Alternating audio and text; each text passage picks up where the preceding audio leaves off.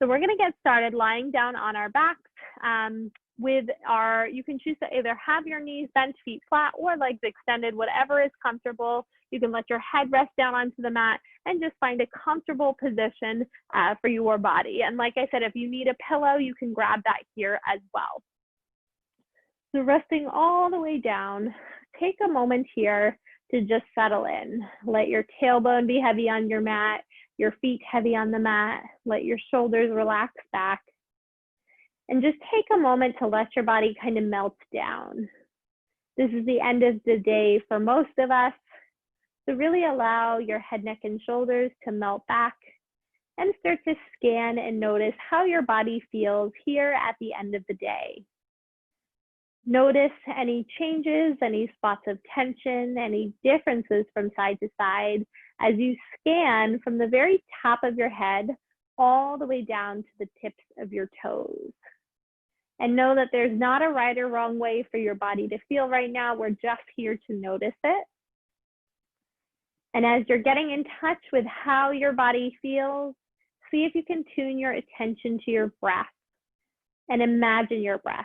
So think of your lungs here like little balloons, and imagine that balloon, or balloons really, we have two lungs here, inflating and filling up with air from the bottom to the top.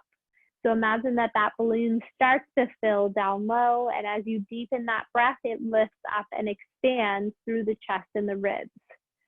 Inhaling in through the nose and taking your exhale breaths out through the mouth as though you're blowing out through a straw. Take your inhale breath in, feel the rib cage open up and expand in all directions, and exhale, blowing all that air out. You can imagine that balloon gently deflating. We'll try 2 more breaths like this. And we always start with breath work in the back pain class here, because breath is at the foundation of how our core works to stabilize our spine.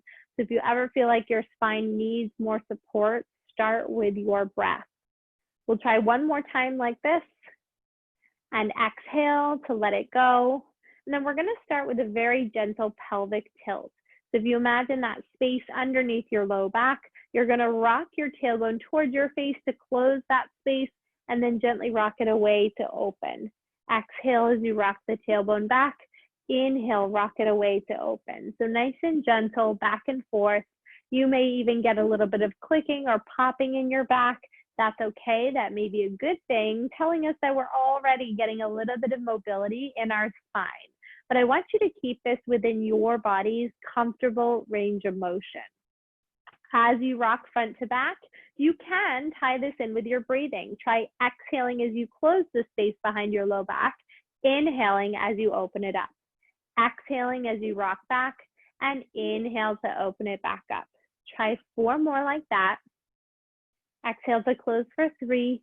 Inhale, open. Exhale, close for 2. Good. And once more here, and gently open up that space, settle somewhere right in the middle. So we just practiced bending our spine forward and backwards. We're now going to add in rotation. So walk your feet together, knees together, allow your arms to rest down by your side, and very gently start to rock your legs from side to side. As you rock side to side, you're lowering the legs only as far as you can go without letting your shoulders lift off the mat and without experiencing any pain or pinching in your low back. So this should be comfortable. The point of this is just to bring a little bit of warmth to the tissue in the low back with a gentle rotation movement. Your knees should stay together, and it's okay for your hips to lift here as long as it's comfortable for your back. We'll try about 5 more like this. Good. Last 4. Very nice here, guys. Last 3. And side to side here for 2. And then we'll settle somewhere right in the middle on this last time. Now, we're going to get into a little bit of stretching for our hip muscles. And part of the reason we get into hip stretching is because our hips control how our legs are able to move when we're walking, when we're going up and down stairs, etc. So if our hips are tight, some of the stress of that movement starts to go into our low back. And it really doesn't need to, but it happens often because most of us have tight hips from sitting. Now, before we get into our hip stretch, we're going to warm the tissue up a little bit, and we'll do so with a bridge. So arms pressed down by your side, press your feet down into the floor, keep the collarbones open, and start to press the hips up to the ceiling and gently lower back down. Exhale, push into all 5 toes, lift up, and lower back down. So we're using this to warm up our glutes. And so you should feel the work here in your glute muscles, your butt muscles. If you're not sure, lift your hips on up and hold, bring your hands to your glutes and check in. And maybe it's a little tricky to get those muscles to turn on, in which case you can just hold your bridge like this. If you feel you can get them working, you can add in that movement to lower and lift. One thing I like to imagine here is that you have the feeling of a seatbelt across your hips and you're trying to press your hips up into that imaginary seatbelt. At the same time, picture leaving a footprint of your feet down into the mat below you as you lift and lower your hips here. Good. That's it. We have 4 more. And 3. Last 2. Last time. Hold it up. Hold for 5, 4, 3, 2, and 1. Drop your hips back down. We're going to take that right into our hip stretching.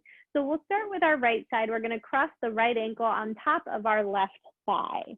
Now this may already feel like a stretch for the outside of your right hip. If that's the case, stay right here. But if you want a deeper stretch, you can grab the back of your left thigh and pull your knee in towards your chest. Now, when you pull in here, a lot of times I see people curling the tailbone right up off the mat. I want you guys to work to try and keep your tailbone on the mat, because that minimizes the amount of compression in your low back. What it will also do is actually increase the amount of stretch you feel to the hip itself. So sometimes when we're doing this stretch, our body even tries to compensate using the back to get away from using our hip. So press both hips down, press your tailbone onto the floor, and you should feel a fairly deep stretch in that right side. If it's sharp or painful, back off a little bit to the point where it's just a gentle stretch. Open the collarbones, and then we're going to add a gentle press of your knee away from your body if you would like. So you can take your right hand out, press your right hand towards your right knee, or into your right knee rather, towards your feet. And that's just going to change the angle of the stretch that you feel very slightly here, so that it gets slightly different fibers of the glute muscle in the right side. You can always, for some people, this will feel more tight. For other people, this will feel less tight. So just notice that, take it at a comfortable spot for your body. And we'll try one more big deep breath in here and a deep breath out to let it go. The last direction we'll get for that outside of the right hip is to cross your right knee over towards your left shoulder. So you're going to pull that knee across your body. Now, it may be more comfortable for you to straighten your left leg, which you can do so here. If you feel pinching in the front of your right hip, you want to think of crossing the knee maybe more towards your hip instead of up by your shoulder. So you can find that sweet spot that works for your body. Same thing here that I see often, that people pull and lift the hip off the mat. That's great. It's a really nice stretch for your back, but it really doesn't stretch your hips very much. So I want you to keep your hip down onto the mat to keep your spine steady so that we know we are targeting the outside of the hip itself. We'll hold here, taking another deep breath in through the nose and a deep breath out through the mouth. And then go ahead and release that right leg down, and you can go ahead and reset bending the left leg. We'll go into that left side here. So you can cross your left ankle on top of your right thigh. Now check in. This might feel like enough of a stretch on the outside of your left hip, in which case you can stay here. Again, to deepen, you're going to pull the right knee in towards your chest, hugging behind the back of your right thigh. And if you have to curl your tailbone off the mat to get there, it's probably too much of a stretch for your body. So you want to drop your heel back down to the floor, and you can walk it in nice and close so that you still feel that stretch on the outside of your left hip. But otherwise, you can hold behind that thigh, continue to press the tailbone to the floor, and just notice maybe the difference from side to side here. And it's very normal to have a difference in hip flexibility. So just notice that in this moment and see if you can keep working to push your tailbone away from your face, relaxing your shoulders down away from your ears. We'll add that second dimension here by taking the left hand onto the left knee, and we're going to push that knee away from your body. So in this setup, gently press your left knee towards your feet, and that's going to get into the different fibers on the outside of that left hip. And this is, we're working into external rotation for the hips here. We'll take another moment to let the shoulders relax, let the tension in the head, neck, and jaw relax. And we'll try one more deep breath here. And then you can place the right foot down. We're going to cross now the left knee over towards your right shoulder. You can gently pull that knee across your body towards the opposite shoulder. If you'd like to extend the right leg, you can do so here. You can also, if that feels pinchy in your hip, pull more across to the opposite hip. So just lowering the leg away from your body a little bit, and that option is fine. Make sure you're not lifting your hip right up off the mat. You're actually keeping both hips down, just gently pulling the hip itself to feel the stretch on the outside of your left leg. Try sending your breath down into your hip.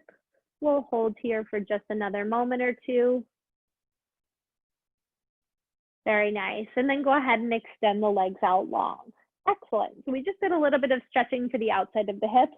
What we're going to try next is some strengthening for the front of our hips. So sometimes muscles that are persistently tight are persistently tight because they are weak. So our body senses weakness there. It tightens the muscle up to create stability. And I see that very commonly in the hip flexors. So we're going to address that now, and we'll start by bending our right leg. You can push your right foot down into the floor, and I want you to imagine that you have a level across your hips. The level is going to stay the same. It'll read even the whole time. We'll tighten up that left leg and start to lift and lower. So slow and steady. This is actually harder, not lifting very high. So I want you to keep it in a small range of motion, lifting just a few inches off the mat and gently lowering back down. Reach the toes out away from your body. Keep your knee totally straight. And notice if all your body weight has rocked away from that right side. Imagine a heavy sandbag across the front of the right hip. Good. We have 4 more. If you're feeling clicking or popping in your back, make sure you exhale when you lift. Really blow the air out as though you're blowing out birthday candles last time here. Good. And then you can go ahead and bend that leg. Take a little rest. I always find that one so surprising how heavy your own leg can feel after doing a few of those repetitions. We are going to stretch the hip flexor, so don't worry, that's coming, but we're going to go into that second side strengthener first. So extend your right leg out. Make sure that both hips are nice and level on the mat. You can draw your rib cage down so your core is active. Tighten up your right knee so that your leg stays totally straight, and lift up a few inches and lower back down.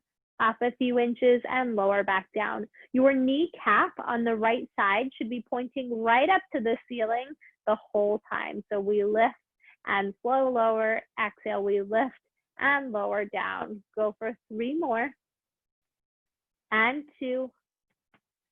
Last time there, go ahead and bend, and you can gently shake the legs from side to side, rinsing that out. Now we're going to do one more abdominal challenge here. This is optional, but if you'd like to, you can extend both legs out long, reaching both arms long overhead, taking a full body stretch here. And as you exhale, reach the fingertips to the ceiling, look to the toes, curl and roll the spine all the way on up. Now we'll take this into a gentle hamstring stretch here. So stretching the back side of our legs. If you have a history of sciatica or your hamstrings are really tight, bend your knees slightly so that you can sit your spine up nice and tall. I'd like so that your ears are over your shoulders and your shoulders are right on top of your hips. From that position, keeping your back flat, so kind of its neutral position, you're going to tip your chest forward until you feel a stretch in the back of your legs. Now, I've been moving all day, so I have a lot of flexibility here right now, but you may not be able to tip forward very far before you feel a stretch, and that's okay. As long as you are feeling a gentle stretch in the back of your legs, you're in good shape. Now, if you feel pinching in the front of your hips, think of drawing your ribs up away from your thighs so that your core is active here, and that way you sink your hips down and you allow yourself to feel that stretch through the backside of your legs. You can also rest your hands down onto the floor. Now, this is a nice stretch for someone who has a history of sciatica because we're able to stretch the hamstrings without putting stress on the sciatic nerve. If your legs are all the way straight, sometimes what you feel is more nerve pain than a hamstring stretch. So we'll try here just another big deep breath in and an exhale breath out to let it go. And then we're going to come on up to the all fours position. So you can flip on over, stepping up onto your hands and knees. If you're more comfortable having some padding underneath your knees, you can add that in here by rolling up your mat or grabbing a pillow. Just a couple times, we'll try a few cat-cows. You can allow your spine to drop down and extend, and then gently round, working within your body's comfortable range of motion. And then we're going to settle somewhere right in the middle. From this position, I'm going to walk my right foot forward and then come up to a half kneeling. So 90-degree angle at my front leg and my back leg, and I'm working to stack my shoulders up right over both of my hips. Now, if you feel wobbly here, grab onto something, get a little closer to the wall so that you feel you can balance. We're going to use this to stretch our hip flexors. So right now with my right foot in front, I am aiming to stretch my left hip flexor. Now, just by sitting up tall, you might already feel that stretch, but if you don't, rotate your left hip forward, right hip back, keep your spine tall, draw your rib cage in, and very gently engage your left glute muscle, your butt muscle. Now, if you still don't feel that stretch, you can gently bend into your right leg until you do. So you're kind of tipping your body forward until you feel the opening of the hip flexor on the front of your left thigh. Now, the reason we care so much about the hip flexors, we already did strengthening for them, now we're doing stretching, is that they attach to our low back. So they really influence the way that our lower back moves and is stabilized. We'll try another big breath in here and a big breath out. We're going to take this now into a little spine twist. So take your left hand and place it right next to your right foot, and then gently twist and reach your right hand up to the ceiling.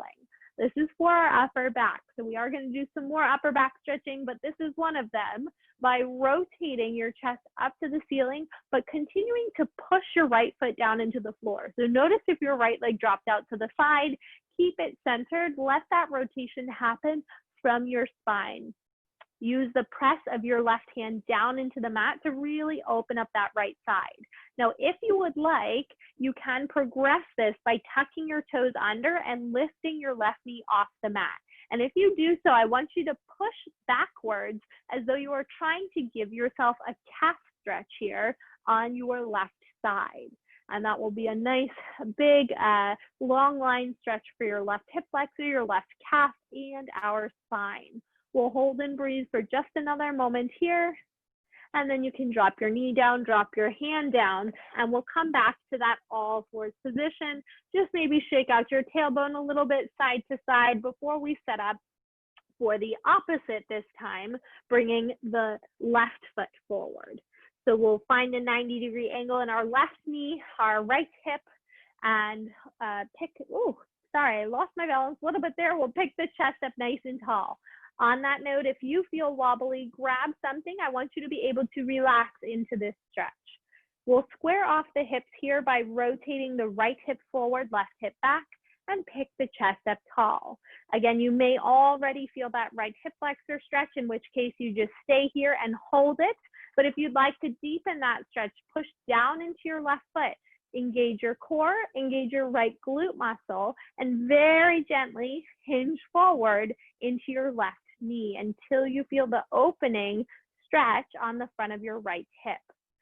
And this can be a little stressful for the body, especially if this side is much tighter than the other. So just let your breath be comfortable and natural, sending your breath down low into your belly, keeping the spine up tall.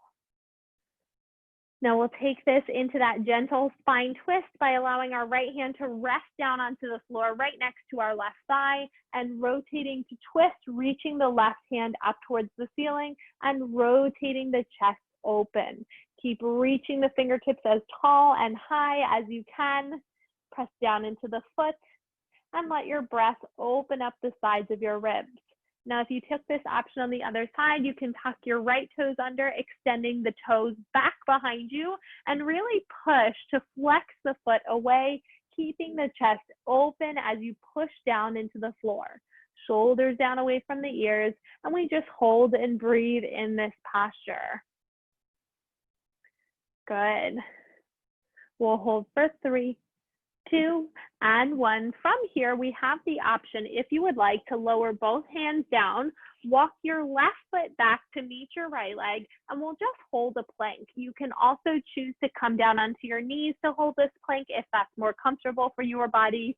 And we'll hold for 8, 7, 6, 5, 4, 3, 2, and 1. Lower down onto your knees, and you can press yourself back into a child's pose or shell stretch. So walk forward, allow your forehead to rest down onto the mat. Take a breath in through the backside of your ribs and a breath out to let it go.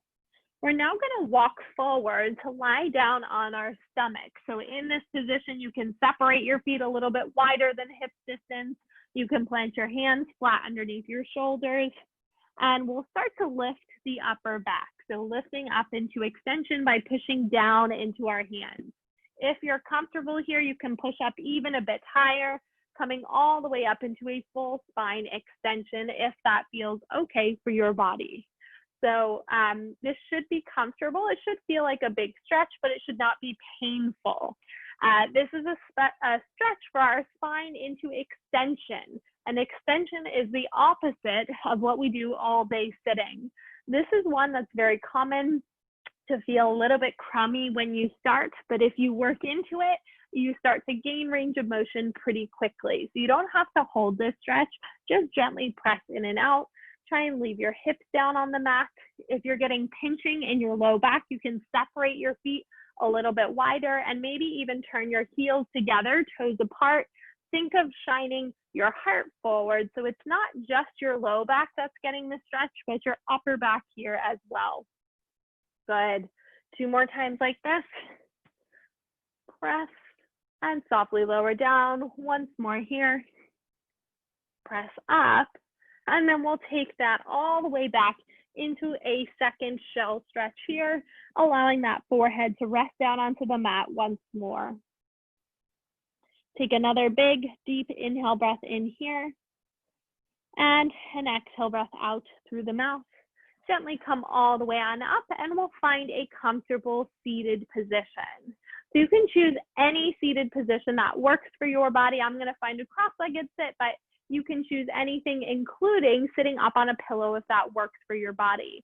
So we've bent our spine forward, we've bent our spine backwards. We've also done quite a bit of rotation. The last spinal movement we're going to explore is side bending. So open up your arms, take up space, keep the top of your head tall, and start to bend, reaching your arms up and over to open up the space on the side of your spine.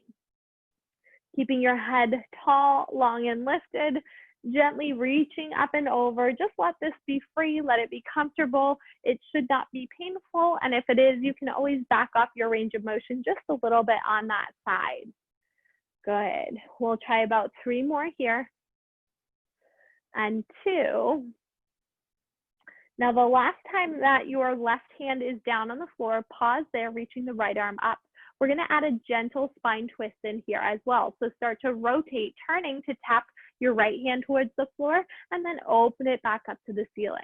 So a gentle twist down. This is actually a rotation stretch that targets our upper back as well as our mid back, so our thoracic spine. So if you're someone who deals with a lot of upper back or mid back tightness, this one is really, really good for you. It also helps to take the stress away from our low back. We'll try twice more like this. Good. And one more time here. Open back up. We're going to teeter-totter up and over to place the right hand down with the left arm reaching up and over. And we'll do that same thing now, rotating the left hand down. Know that you may not be able to get your hand to the floor, and that's fine. Just work within your body's comfortable range of motion, but think of turning your chest down towards the floor and then opening it back up. So it's not just an arm movement, but it's your whole chest starting to rotate. At the same time, see if you can keep your right shoulder away from your ear as you add this twisting in. Good. 2 more. That's it. One more time here. And then open on up and drop your arms down by your side. We're going to finish the movement-based part of our class with a little bit of breath work here. So stack the spine tall, roll your shoulders down and back. We take an inhale breath, reach the fingertips up tall, and an exhale breath out to let it go. Try another big inhale breath in, reach, and exhale to release. Last time here, we inhale, stretch tall. Exhale, breath out, let it go. Keep the height of your spine, and you guys are all set with the movement-based part of our class. So we have about 2 minutes, just under 2 minutes left in our class. I'd like to spend that time answering any questions that you have about today's program or about back pain. I also ask that if you guys have a moment or two to stick around to leave some feedback about today's program, I would really appreciate it. And I do read it all. And we're always making changes based on what we hear. So thank you guys for joining in.